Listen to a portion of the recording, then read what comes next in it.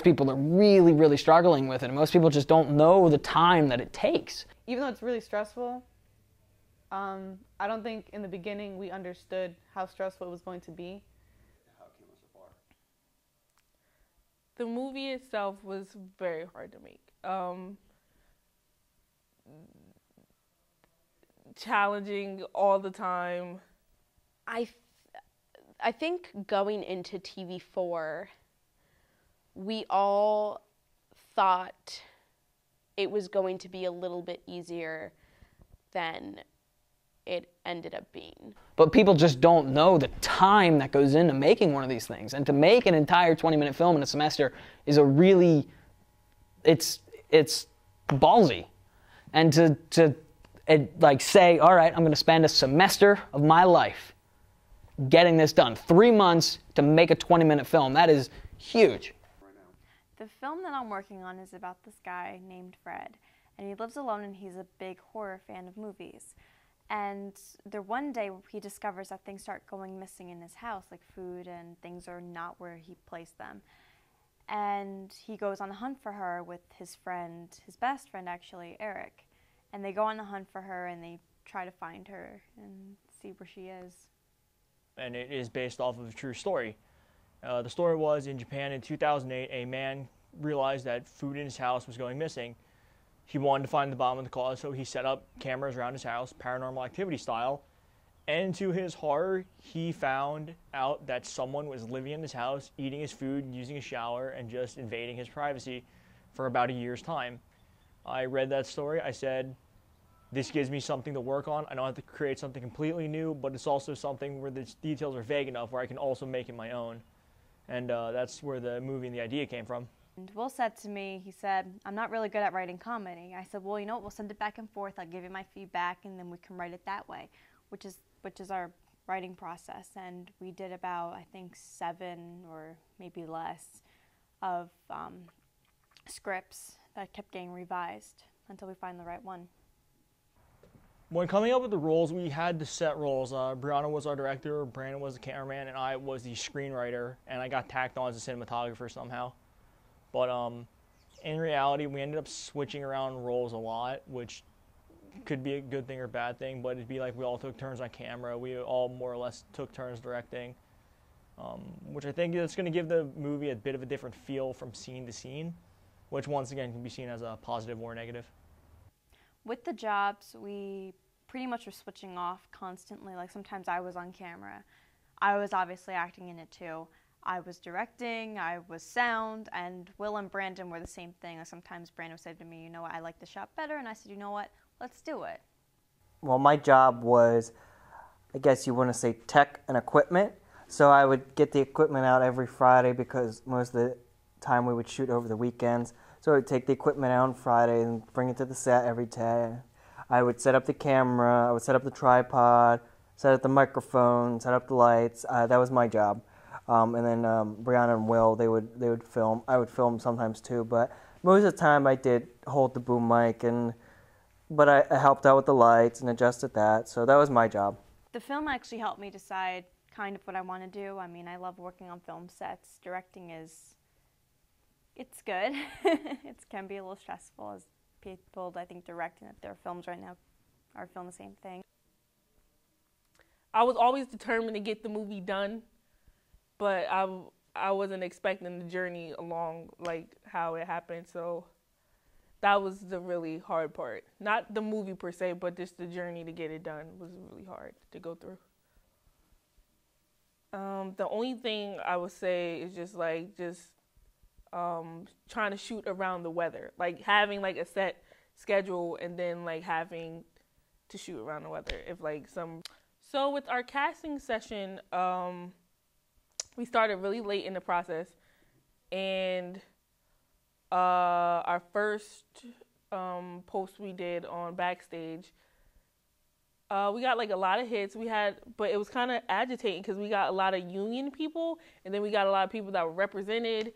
So it was hard trying to find people. But finally, our lead actor, he came to us randomly because we posted. I think we posted another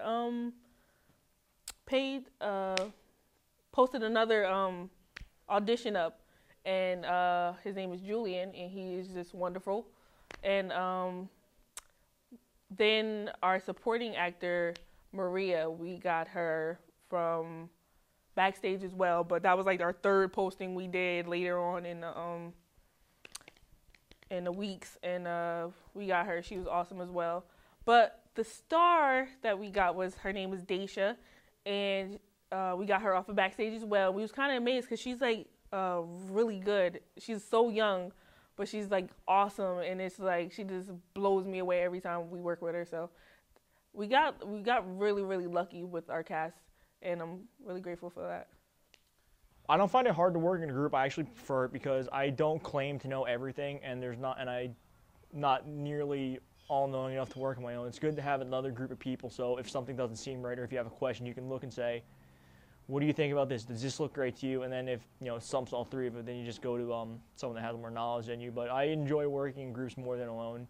To me, it's better to spread out the workload so it's not as stressful on one person.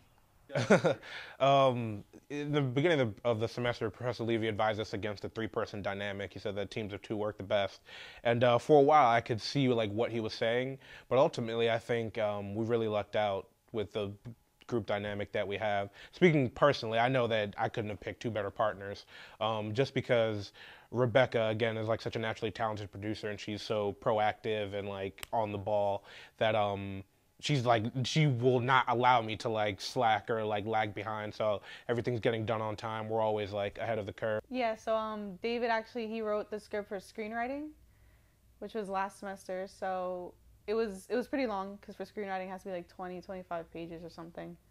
So we met up, when we first met with groups, we shared ideas, and we all liked David's idea the best. But we knew it was too long, so we had to cut it down. So together we kind of took out what was important and what was not important, and we kind of made it our own idea. And yeah.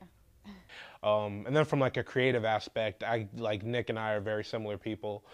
So he's absolutely crucial to have in terms of bouncing ideas off of him, seeing things on set that I might not be noticing because as I'm directing, I'm kind of focusing on performances and technical things, so there's continuity issues and story structure that I might be lagging on set. So Nick, for me personally, is great for just reminding me hey David, we wanted this scene to feel like this or to go in this direction, so don't get too caught up in just getting it technically right. Make sure it's still making sense in the context of the story.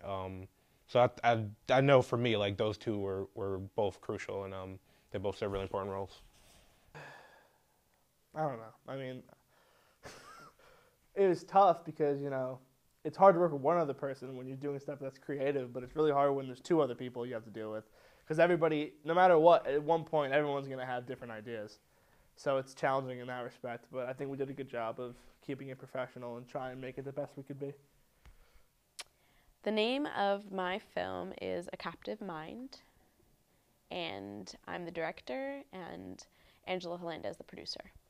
The plot of my screenplay is a man who is left by his wife, kind of goes crazy, or not kind of, but definitely goes crazy, and is really searching for someone to replace her and to be kind of exactly like her. So to do that, he kidnaps girls in hopes of them getting Stockholm Syndrome and falling in love with him. And yeah. It wasn't difficult for me to really write. My favorite genre of literature is memoirs, and I had read a lot of books about, or not a lot, but I read two memoirs specifically that were about girls who were kidnapped and kept captive for, one was for 19 years, the other was just for about a year, and something about it just really captivated my mind, I guess. And so I kind of took that and adapted that idea and made it my own. It's funny, I feel like I actually spent more time working on the script in TV4 than I did in screenwriting. I wrote it in phases. I wrote the first the first act of it, then the second and the third, and then I kind of did another final draft of that. But to get it from that version to the version that we actually shot, there are pretty substantially different versions. The core is still there. It's still about like the music and the elements are still the same, but it's morphed a lot into something that's more cinematic. For TV4, my project was called Another Casualty, and it's about a war-torn world that was destroyed by a nuclear apocalypse, which happened roughly around the 1930s if it was our world, but it doesn't take place in our world. It takes place in a world where it's controlled by 8 empires, and they're all fighting over territories all the time. And in their fighting, new technological advances were developed that they didn't really know how to use, and it ended up creating a world where they completely bombed each other out, and now there are soldiers all over the world continuing this war because they don't really know what else to do. And that's where my character comes in. He is a soldier who is still fighting this war just because he doesn't really know what else to do. He's still waiting on orders, and he comes in contact with another soldier who he's trying to kill, who tells him that this war is over, and he has some internal character struggles there in this violent world. It was just too much all happening at once for me to do on my own because I didn't work with a partner. So about halfway through the semester, I came to the idea that I was just going to do something post-apocalyptic because I had a location which looked really post-apocalyptic. It's a farm that's very close to my house, and I know the people who manage it. So they were fine with me shooting there. So I really created this story around the location because the location was so rich and so laid out perfectly for a post-apocalyptic story. And then it all kind of built from there. So I had this idea of just a post-apocalyptic thing. And that really wasn't working out. And then I thought, why don't I make like a military thing? Because I have an interest in military history, and I have a lot of military surplus stuff already laying around my house. So I used a lot of those as props and costume pieces. And then from there, I started to develop, okay, he's a soldier. Do I want to put it in our world? Like, did World War I end differently? Did World War II end differently? And I didn't really like that because I didn't want my story to be about the Americans fighting the Germans, or the French fighting the Germans, or the British fighting anybody else. I wanted to do something different. I also wanted to kind of break down the language barrier, because if I was doing our world, then I'd have to have somebody speaking German or Japanese or something that we were fighting against to actually have enemies. So I decided to create a different world.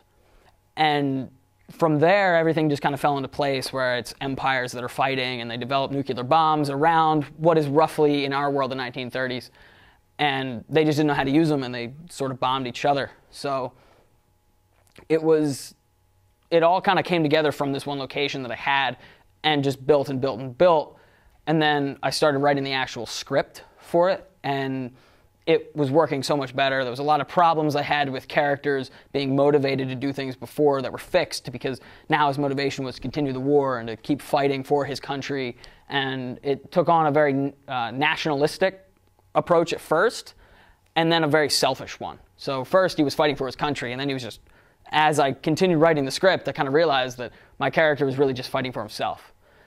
And it really lent itself to a very short, concise story that I thought was really good, because I didn't really think I could drag this out into a full feature-length film, just because there isn't enough there weren't enough characters, there wasn't enough depth into the story. But it really worked for I think the script came out to be 14 pages, and it worked really well that I had all this going on in this world that I set up a little bit and don't really explain. And in that, it also leads me to continue this story later on, not with this character, but within this world. TV4 is definitely a make or break class. TV4 will definitely show you whether do you need to be in this field or not. And it was days where I just wanted, like, I broke down like 3 times already from making this film, and I was not expecting that at all. And TV4 is very challenging, and it's very rewarding at the same time, so yeah. Yeah, I think I've learned a lot from this class. On like a professional level, on a technical level, a creative level, a personal level. This is one of those classes that's like, you take it at a really critical point in your like life or your filmmaking career, and it really helps you determine like if this is the road you want to go down. And I think for me, I've determined that it really is. So if nothing else, at least I have that experience to know like this is definitely what I want to continue doing, whether we made a good or a bad film. And thankfully, I'm pretty sure we made a good film, so that's like icing on the cake. But in terms of what I learned, then yeah, that's really what I took the class for, and it's definitely paid off. Yeah, the whole thing is stressful. Just working with two other people where our ideas aren't always the same. So we always have to find some kind of middle or, come to an agreement on something if we disagree. But yeah, it's very stressful, especially, with school. We have to keep our grades up. And then at the same time, we have to film. And, filming takes a lot of time. So it's a lot of time management and just making sure you're not, overworking yourself or anything.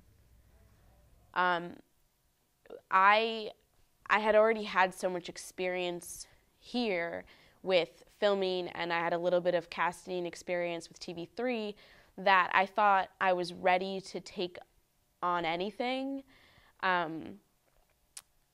But I slowly realized that it's honestly one of the hardest things to do is to make a film, especially if you don't have a full crew, which none of us have. None of us have a full crew. We all kind of depend on friends and other students to help us out. But sometimes other students have, things to do, or they have their films to film as well. So you don't always have the help you need. And what I think I learned from TV4 is that TV4 is not about who makes it to the Bernies and who's able to make the most amazing film out of everyone. I learned that TV4 is about like growing as a filmmaker and understanding how difficult it really is and how you can improve from the mistakes you've made and from those struggles. So at the end of the day, it's been a really big, I've grown a lot from TV4 because I've learned a lot of things that I wouldn't have learned from if I didn't go through this experience. I think the process was hard just for two reasons. One, we didn't have a budget, so everything we needed to do was free, which it surprises me how receptive Jordan and Tony were, considering that they probably spent 30, 40 hours with us. We couldn't pay them. We bought them lunch occasionally, but they were away from their family. We were taking away their free time, but it was great that they were so willing to work with us. I think movies like this, especially student films, the one thing I think is the most beneficial is you learn how to solve problems. On a film set, if your microphone breaks, you can take it to the AV guy and say, this is broken, I think it's the XLR cable, can you check? And they say, yes, it is the XLR cable, hand you a new one, and then you work around it. When we had a microphone problem, we said, I don't know what it is. It might be the XLR cable. And then after, an hour messing around, we said, okay, we're just going to film scenes without sound. So, what? And anybody who comes out of this film, whether the film you made was good, bad, unfinished, or even just terrible, I respect them completely because they did it. And just doing it puts you ahead of all the other people that just talk about it. It's so easy to talk about making a film. It's so easy to sit with your friends on a couch and bounce ideas around about how to make a film and talk about making a movie. But when you actually do it and it becomes work and you stick it out to the end, and even if the film you make is awful, you still did it. And that's all that matters, because that's really what art is, and to make a film is an art. And just doing it is the only thing that really matters. And I am so glad I did this. Even if the film I make turns out to be awful and it doesn't work at all, I'm going to look at that thing and be so proud. I'm going to hate it either way. If it's good, bad, terrible, I'm going to hate it. But I'm going to love it in the fact that I did it. All right, thank you for that. Yeah, no problem. My little pep talk.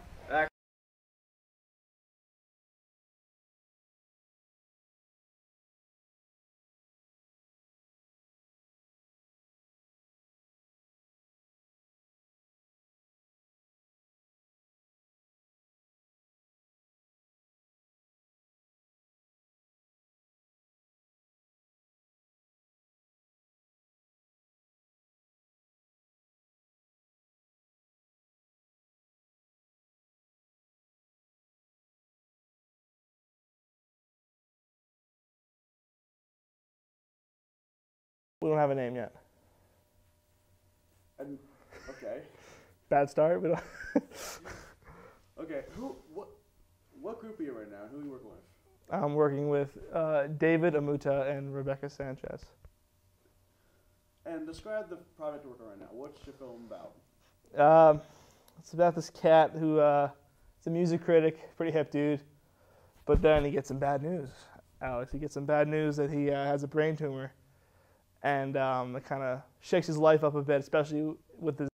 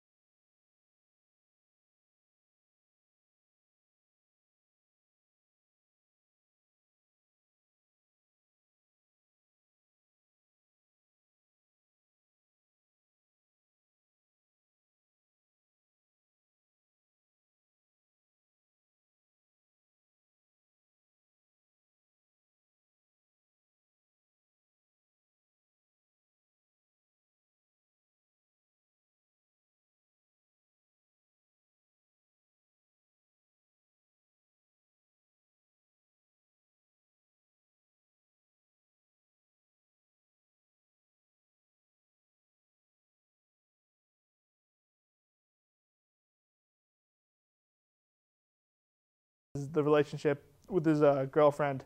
They've been dating for about 6 months, I think, and that dynamic really gets messed up because, you know, that's a big thing to deal with when you've only been dating that long.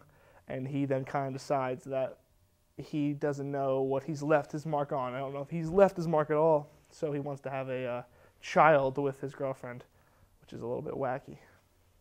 Then hilarity ensues. So how was working with Dave and Becca in the process? Was it a very stressful time? Oh, yeah. Was it, Really stressful. did you have fun? Like, how was it the writing process? The writing was one of the worst parts. That wasn't fun at all. Do you have trouble writing? Well, it's just because I don't think 3 people can write one thing. Maybe they can. 3 people can write one thing, but we couldn't do it. It was tough. Too many egos, too many people thinking that what they were doing was the right thing. Was the right thing done? No. Not in my mind. And how was the casting process of this film? Would you have to go locally or just stay local? Would you go to New York and film?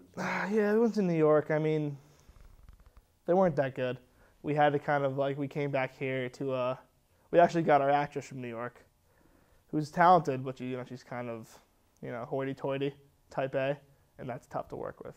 And nowadays, you have to go to New York apparently, but that's the only person that we thought of value from there. Then we came back, we did some casting calls here to get our lead actor, who again is talented, but he's just a nightmare, an absolute nightmare.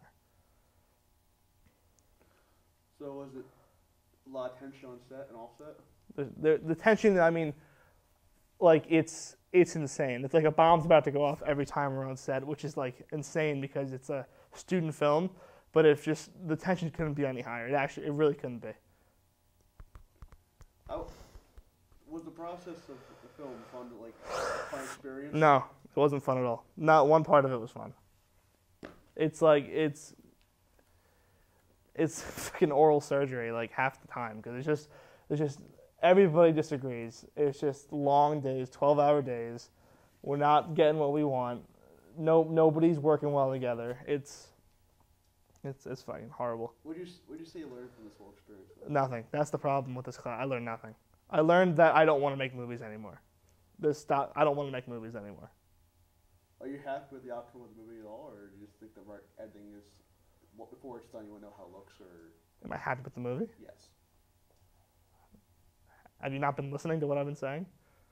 The movie's horrible. The class is horrible. The people are horrible. I don't know what else to say. That's your time, Nick. I'm sorry, what class were you in? What shoot were you a part of? I'm a fucking nightmare? Nightmare. You're a nightmare. Nightmare. Unbelievable. What is this, Chewbacca shit? Who's Chewie? This is unbelievable.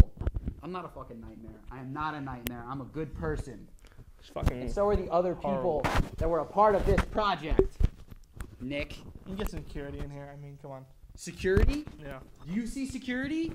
I'm not causing a disturbance. You're causing a disturbance.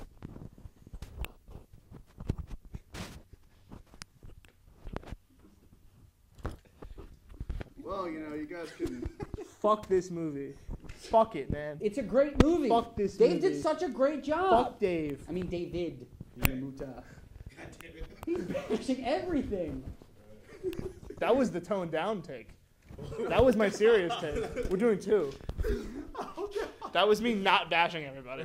Yeah. That was him not doing it. Okay, before we do yours next, let's do one quick thing.